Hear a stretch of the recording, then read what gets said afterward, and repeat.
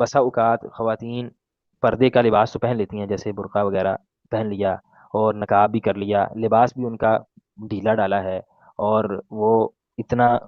باریک بھی نہیں ہے، پتلا بھی نہیں ہے اس کے جسم سے کہ اس سے جسم نظر آ رہا ہوتا ہے، لیکن وہ لباس ایسا بڑکیلا اور ایسا شوق ہوتا ہے، اس میں باقاعدہ اگر وہ برقع بھی پہنا ہوا ہے تو وہ رنگ برنگا ہے، اور اس میں پوری طرح سے جو اصل مقصد ہے عورت کو محفوظ کرنے کا وہ بالکل ختم ہو رہا ہوتا ہے. یعنی جو ہے وہ باقاعدہ میچنگ کے ساتھ برقع بنا لیا، اور اس کو اوپر سکارف جو ہے وہ الگ سے میچنگ کے ساتھ بنا لیا. عجیب و غریب صورتحال، یہ ساری جو چیزیں ہیں یہ بھی زینت کو ظاہر کرنے میں آتی ہیں. آپ ذرا غور کیجئے سورہ نور کی اس آیت پہ جس میں اللہ تعالیٰ نے فرمایا وَلَا يَضْرِبْنَ بِأَرْجُلِهِنَّ لِيُعْلَمَ مَا يُخْفِينَ مِن زِينَتِهِنَّ، کہ جو مومن عورتیں ہیں یہ اپنے پاؤں بھی تیزی سے زمین پر نہ ماریں کہ جن سے ان کی زینت جو مخفی اللہ تعالیٰ نے رکھی ہے وہ ظاہر ہو جائے. یعنی وہ اللہ تعالیٰ جو اس قدر انہیں پردے میں رکھنا چاہ رہا ہے، وہ عورت باقاعدہ میچنگ کے ساتھ اپنی ڈریسنگ کرے اور پھر باہر نکلے، تو اس کا تصور بھی نہیں ہے. یعنی یہ تو مومنات کے ہاں اس کا تصور بھی نہیں ہے.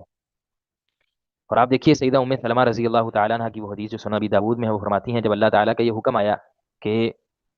قل لازواجک و بناتک و نساء المؤمنین یدنین علیہن من جلابیبہن، کہ پوری طرح سے اپنے اوپر چادریں ڈال لیا کریں، یہ حکم ہے اللہ تعالیٰ کی طرف سے. تو فرماتی ہیں خرج نساء الانصار کأن علی رؤوسہن الغربان من الاکسیۃ،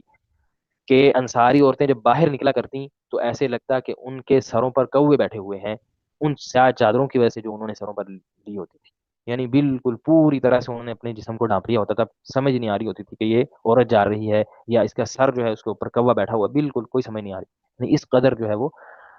پوری طرح سے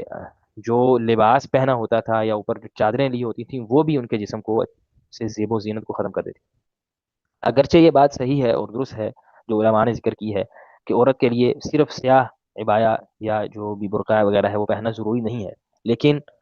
سیاہ لباس کو یا سیاہ برقعے کو پہننے کی سلف صالحات میں بالخصوص، جیسا کہ یہ حدیث ہے سنن ابی داود کی، وجہ یہ تھی کہ یہ بالعموم یا عام طور پر یہ زیادہ زیب و زینت سے دور ہوتا ہے جو سیاہ لباس ہوتا ہے. اس میں آپ میچنگ نہیں کر سکتے، اس میں آپ باقاعدہ کو اوپر ڈیزائننگ وغیرہ نہیں کر سکتے. تو یہ جو لباس ہے یہ بالکل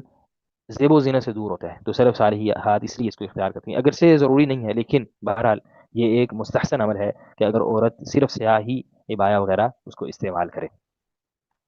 علامہ آلوسی جو روح المعانی جن کی کتاب ہے، انہوں نے یہ بات ذکر کی ہے. وہ فرماتے ہیں کہ ہمارے ہاں اپنے زمانے کی، اپنے دور کی بات کر رہے ہیں، یعنی آج سے 200-300 سال پہلے کی،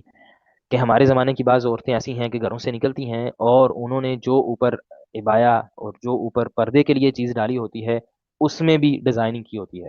اس میں بھی طرح طرح کی نقش و نگاری کی ہوتی ہے، اس کو بھی انہوں نے خوبصورت بنایا ہوتا ہے. مقصد جو تھا لباس اوپر پہننے کا، عبایا پہننے کا، برقع پہننے کا اور جو پردہ کرنے کا، اس مقصد کو ہی فوت کر دیتی ہیں، اور وہی کام کہ زیب و زینت اپنی جو ہے وہ ظاہر کر رہی ہوتی ہے.